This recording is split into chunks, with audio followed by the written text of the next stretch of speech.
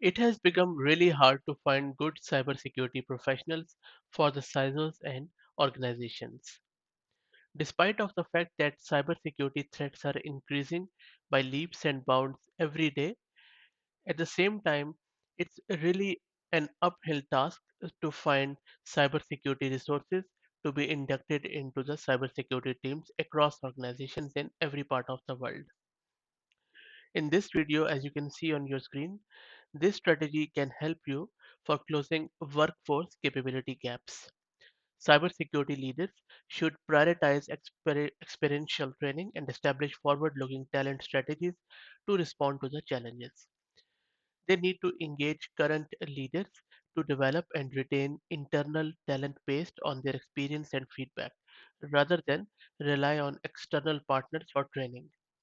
They should promote growth through internal experiential learning opportunities such as security mentoring partners and safe to fail opportunities in order to fast track growth in staff competencies. They should also prepare future cybersecurity team leaders by grooming high performing candidates for leadership positions. And they can do so by creating strategic leadership succession plans. They should also need to make sure that they reward the candidates handsomely.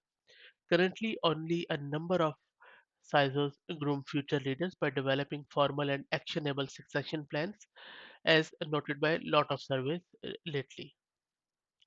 So, in summary, the CISOs need to identify talent requirement for strategic objectives.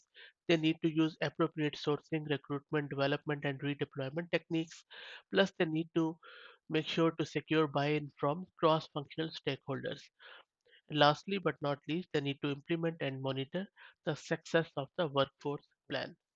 I hope that these concrete strategic steps would help you out in closing that workforce capability gap in your organization. Thanks for listening.